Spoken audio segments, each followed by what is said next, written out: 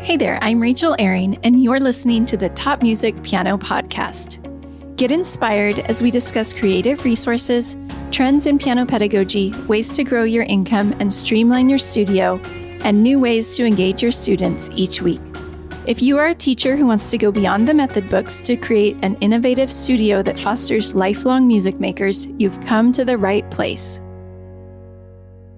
When I heard about today's guests, I had a lot of questions. Questions like, how do you get online students? What tech setup do you use?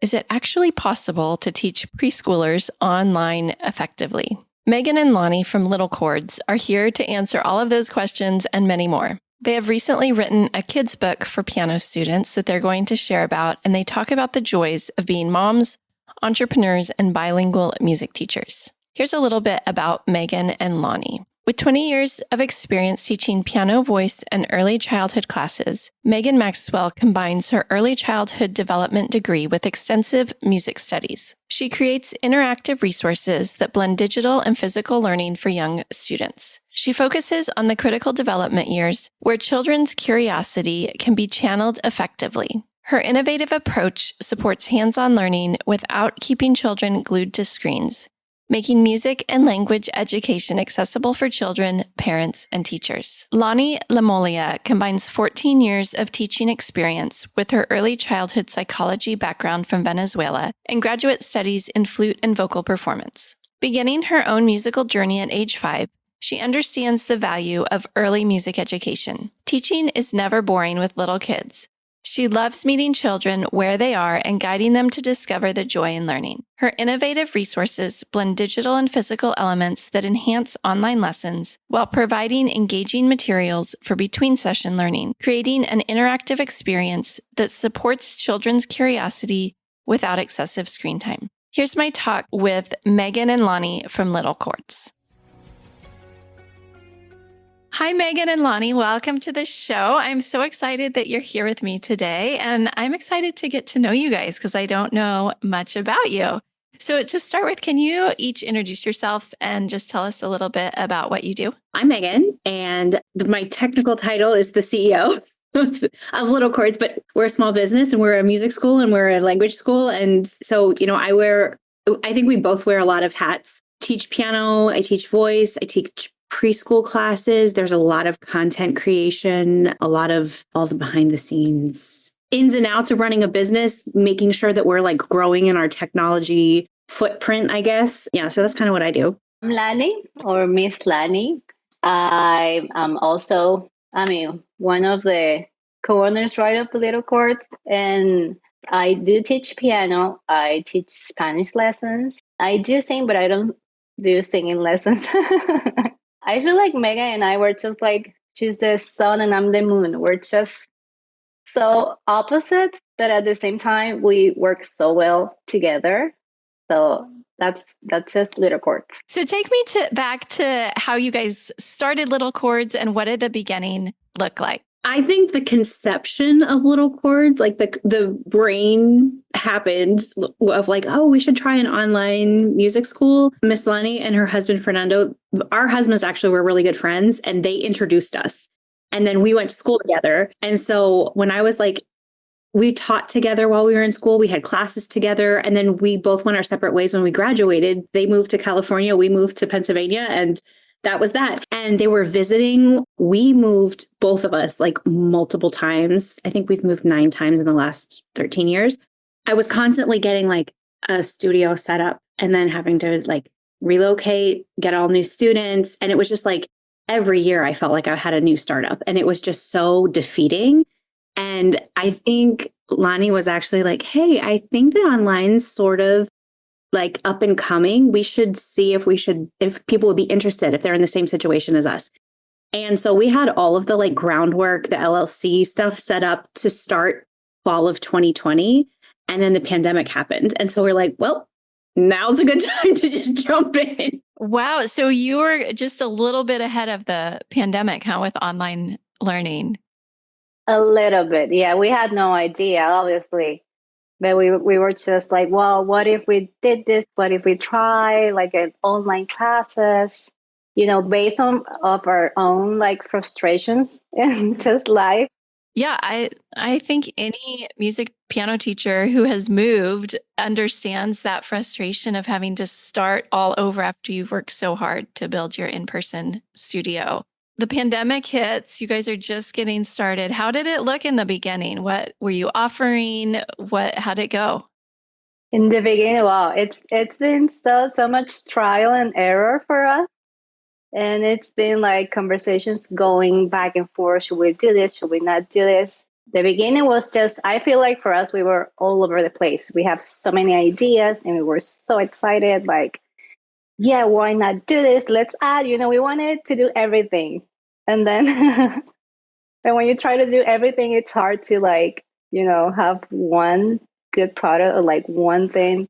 But I think we tried, right, Megan? We started with teaching, but also we wanted to build a program, a curriculum. So we try recording ourselves, videoing it, and that was so hard to it's hard when you study music or you play your instrument, but then like when you go to the technological aspects, it's like, wait a minute, I don't know anything about this, And our original thought was like, well, you could do the videos when you're first starting out and then see if your kids are interested in music and then come join our studio, or it could be a practice support.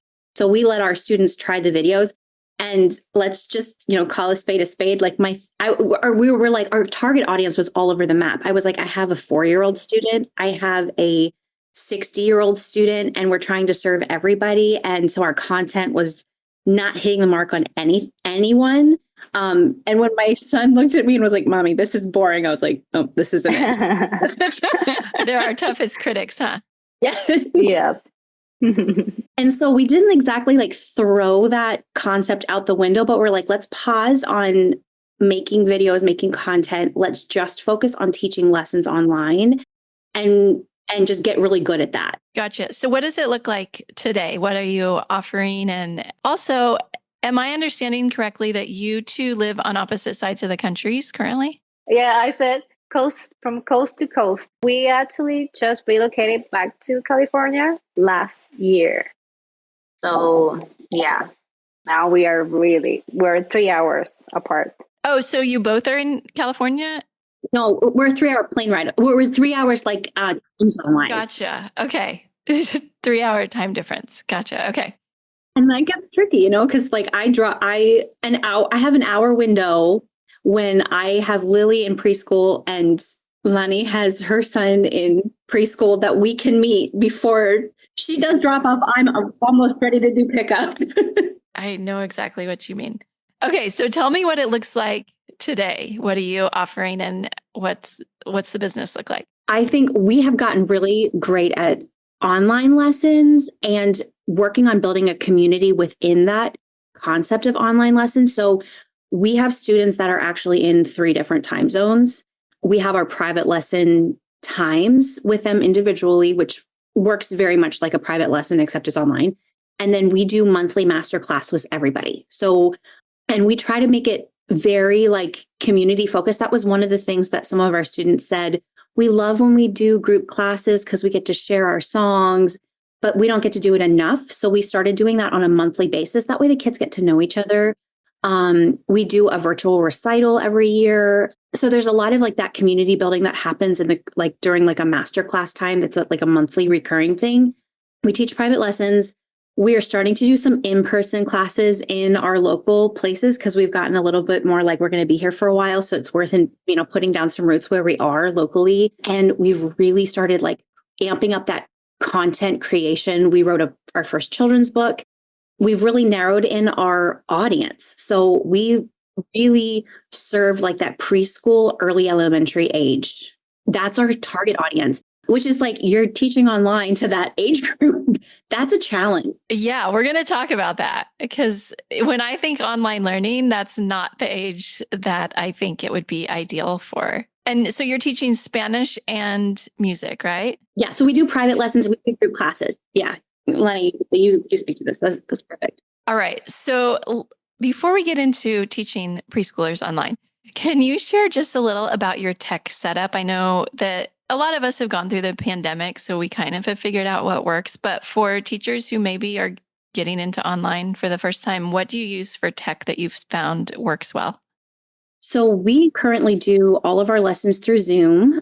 And when we set up a trial lesson, we always do a free trial lesson for whoever's going to, try out the online. Because normally parents are like, I'm not sure if this is going to work. So that's a really positive thing that we just on the front end, we're like, the first lesson's free. You can try the technology. We send an email that gives the parents the exact setup that they have to have. So where the camera needs to be located, the settings they have to have in their Zoom. They have to have original sound from musicians enabled. And I have like specific videos. Oh, actually, our April blog is going to be about tech setup for teachers. So I'll send that to you so you can link in the show notes. It's a specific video that I send. It gives them how to set it up on like a tablet or a computer or a smartphone so they can pick which device they're using. And then I run a program called it's Open Broadcasting Software. It's OBS in the background. So like this is my screen if I'm talking to a student or if I'm teaching a lot of voice. And then I have a second screen that's over here that I kind of keep all of my stuff at. And if I'm trying to like demonstrate something, I just switch cameras. They can see. So I've got Cordy running in the background, which is what's highlighting the notes. And it also shows the note happening on the staff. And I can demonstrate my hand posture. I can adjust my camera angle if I need to show them like a posture from a side camera. And then the other thing that I do is I use Canva, and anything that looks beautiful at Little Chords, Lani has made, because she's just got an eye for design and making things look beautiful and creative and inviting for children. And so I'm like, this is my idea. This is what I need to teach. And I send it to her and she makes it look nice, because that's just, you work with your strengths, and that is her strength. I will have a presentation for the lesson that's open in Canva, and I share screen with them and I leave it in a working document. I don't leave it in a presentation. So like if we're working on reading, like one of my students this past week was working on reading A4 and A5, and just being able to realize that if it's written on this place in the staff, it's written here. And if it's written here on the staff, there's only one spot on the piano. And I actually move the note during the lesson time and they have to find it. Someday down the road, I'd love to be able to just do an app that they can actually like drag and drop with their fingers. Or I have like a lesson for the treble clef where the storyline is our character, Gianna Giraffe, and she gets on the racetrack is the treble clef. And so she gets onto the G line and then she does the racetrack. And so the start line is G. So it teaches where to find G, and it teaches kind of how to draw that treble clef look. But I share that story through Canva, and then we actually drag the character around on the treble clef. And then I can send the presentation home to mom and dad so they can practice at home. They can trace with their fingers. And because it's a story, they remember it better. Yeah, totally. So it sounds like you figured out a whole lot of different things that work well for online learning. It sounds like a little bit of a learning curve for you as a teacher, but do you enjoy it? Has that been fun for you? I mean, for sure, at the beginning, it was a challenge. And, we can totally relate with that. If like you're a new teacher and you're thinking about it, I mean, you need to take your time and see, okay, how can I fix this? And then be sure enough to like try it with your student. But it's great. I mean, kids nowadays, everyone has their iPad, their computer. So just, take the most use for it. Hey, let's hear the audio. Let's add this game. And we have so many resources now, online music games. You get to see, even for music, and also when I teach my Spanish lessons, there's so much stuff already that we can use online. So, just take advantage of that. Let's use our time to learn and have fun. You mentioned that you felt like you had kind of honed in on your ideal students. I'm curious how you typically find students or how students find you. I think a lot of teachers, when they think about online teaching, they think, oh, the world is my oyster. I'll have all these students, but it doesn't necessarily work that way, I imagine. So how are you getting students online? I've taught lessons for like 22 years now, and I've only been online since 2020. it's word of mouth, it's recommendations, it's other students recommending you. Like it really is the same. Those are the best students that one of my family sends them to me. Or even I have like students that they are within driving distance. They are like 10 minutes up the road and they still prefer to do online because they have multiple children at home. So it's like mom can get whatever she needs to finish, just set the lesson up. And so it's the convenience for them, not the proximity. And so their kids are doing well online and they don't feel the need to have to come in person. We do have online advertisements. We have our social media. Our Google business page, getting more reviews. And that helps you just to. So a lot of the typical ways that teachers are finding students. So let's talk about preschoolers, because you said that you teach a lot of preschoolers online, and it sounds like you've been successful with that.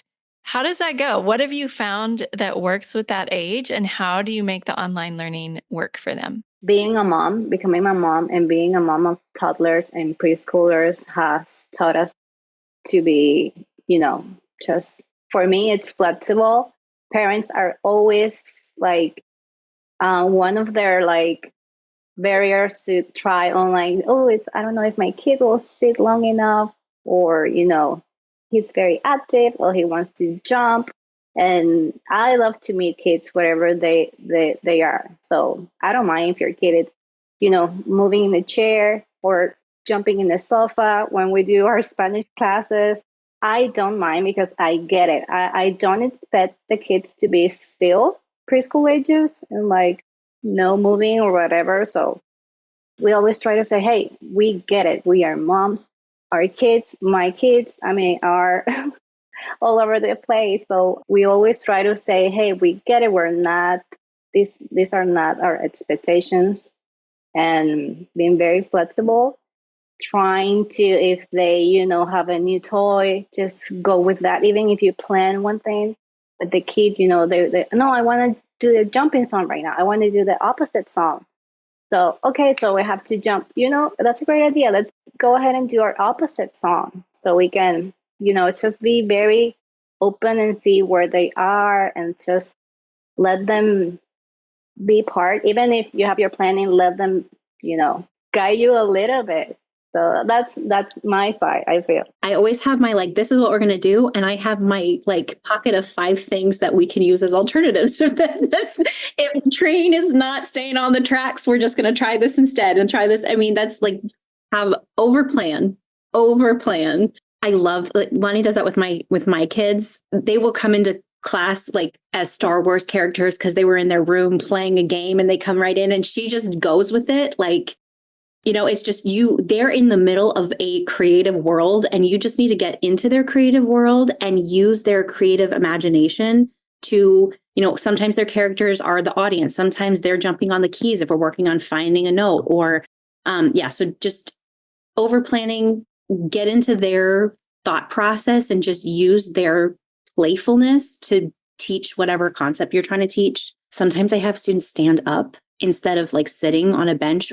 Move around, keep your little piece of instruction, then movement, something little piece of instruction, movement. So there's a lot of physical activity that's happening, even if they're just in a class, they're not sitting the whole time.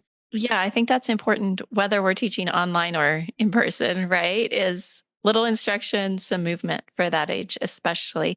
I would love to hear about your group classes. How do those work, and how do you manage a group when you're teaching online?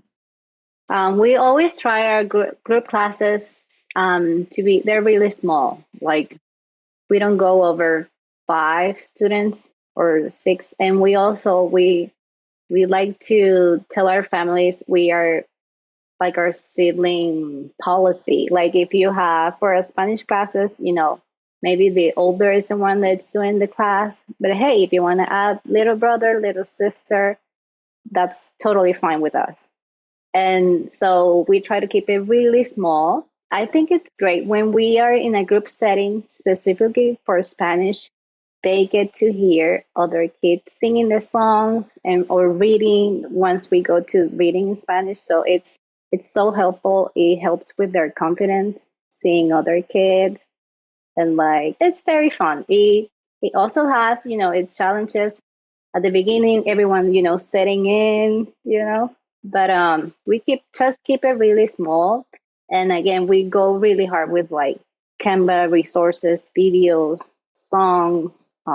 It's almost the same, and the kids love it. I think when they get to see at least another kid, 2 or 3 more kids, it's like, oh, it's fun. It's like a play date. So you've mentioned your Spanish class. Are you teaching Spanish language class, or are you combining Spanish and music, or is it some of? We do a little bit of everything, right? When Megan, she does her in-person classes, she does like music in Spanish. I have a group, it's just Spanish language. We do music in everything that we do. So we do a lot of songs. And I mentioned reading because depending on their age and level, okay, if we're done with just the songs, let's start doing sight words. Let's start building your, being able to read in Spanish. So, yeah. I would say my age group is younger than Miss Lani's age group. So we use their songs in Spanish, but the point of like that portion is really to learn Spanish vocabulary and be comfortable talking in Spanish. And then if I'm doing a combined class, I kind of switch back and forth between English and Spanish. So we'll do a concept that's musical, that's primarily English dominant, and then we'll do songs that are primarily Spanish dominant. I love using songs when we're teaching Spanish because it's kinesthetic. It helps the kids understand what they're saying, and it helps me as a teacher to see that they're understanding what we're talking about. Because if I can see them demonstrating, like we did a dinosaur song, if they're like moving like a dinosaur and moving their tail, like I know that they're understanding the word for cola, or like whatever we're doing. Music is like the vehicle. So is it typically English speakers who are learning Spanish, or is it Spanish speakers, or is it a combination? It's a combination. We have had like families, a lot of the people that have shown interest have been families that have like bilingual nannies, and they went to school full time. So they lost that language element of their learning. And so they are looking to continue their kids' Spanish development, or families who their kids' first language at home is Spanish, but they're like starting to resist talking in Spanish because all their friends are talking in English and they don't want their kids to lose it. So they're looking for like that community. And then some parents that are like, we don't speak Spanish at all, but we know this is really good for, our kids' development, and we want to give them this gift. So we literally have everyone.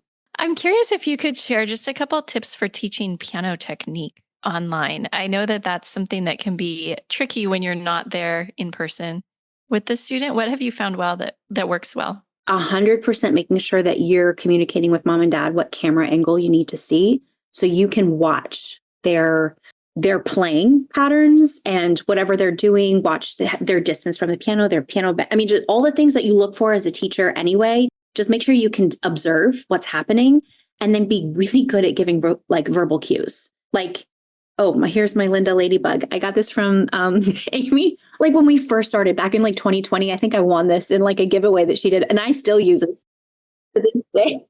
I'm like, if I see like really flat fingers, I'm like, okay, don't smush your Linda. And I like just pull her into my lesson. And it's like those things are, I'm like, okay, I need to see a little more. So giving strong verbal cues, also making sure that I have my camera angled so that they can see me demonstrate. So they see what they're supposed to match. And that's really helpful. Definitely practice with metronome, and they use metronomes during lessons to help them develop those muscle memory skills. And also, I was going to say, especially with young kids, I don't hammer on technique at the very beginning because especially when their fingers are so little, they're having trouble, like their fine motor skills are just not developed anyway. And so just knowing like, let's start teaching the things that I know need to be taught. And as I see their muscle development, like start to come into place, I'm like, okay, now I don't need to address their hand posture the first lesson because it's too much information. Like it's a water hose of information. Let's just see that they can find the groups of black notes and the groups of white notes and find the 2s and 3s and like get those elements kind of down and always work on a technique thing, but watch for when they're ready for the cues, So You mentioned way back at the beginning of the interview about a book that you had recently written. I would love to hear about your book and how you use it in your studio. We are so proud. This was just one of our creative ideas. I think Megan and I, we love, I think we have discovered that we love creating and building curriculum for our kids. And because we have used our kids, as our as our guide to see if they like it, if they don't like it, if we think it's boring. So that was one of the ideas. What if we were to create a book with the first 5 notes? So this book, it's for the pentascale dance. It's the pentascale dance, the first 5 notes. I don't know, Megan, when did we start being okay, hey, we need to do this? Like, we put our kids down for like a nap time in 2020, or like it was bedtime. 2020, okay. And we called each other. You called me and you're like, I have this idea for a book, and like you told me about it. We kind of like wrote it out, and then like that was because we were getting to the point of like our lesson videos were not hitting the mark, and we're like this. And she's like, I have this idea. Like the notes can be the characters. Because like you've got that a lot of books and a lot of curriculums use like A, B, C, D, E, F, G. And it's almost like because especially when you're used to like Spanish and English and the translation, like it's not great to learn like perro, dog. Like that's not an efficient way to learn a language. Well, music is the same way. So teaching kids to like rely on A, B, C, D, E, F, G in music, and then all of a sudden expecting them to be able to read on a staff, that's an unrealistic jump, especially for young kids. And so we're like, why don't like our characters, they are actually the note head. And each one of the characters like has a job. So we have like a lesson we've been working on, like D, he teaches all about quarter notes. And so he teaches about the note head and the stem, but it's in a playful lesson. And when they appear in the movie, like we're making animated videos now. So like if you have the book, you have access to all of the videos. They appear in the story on the staff in their spot. So D appears in the treble clef position and C appears on the ledger line. We're not introducing the staff. We're not introducing the treble clef or anything. It's just their eyes are getting oriented to the position that they're going to see the note in. And they're not associating a C. They're associating the note.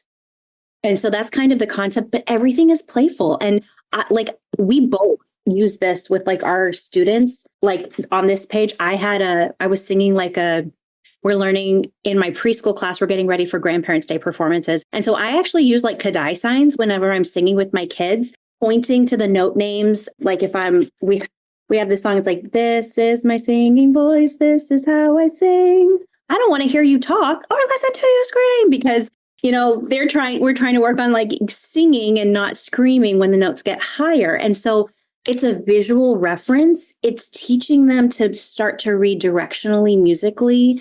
It's got so many transferable skills that you can use for voice. You can use for other instruments. You can use for piano. I mean, my 3-year-olds follow along.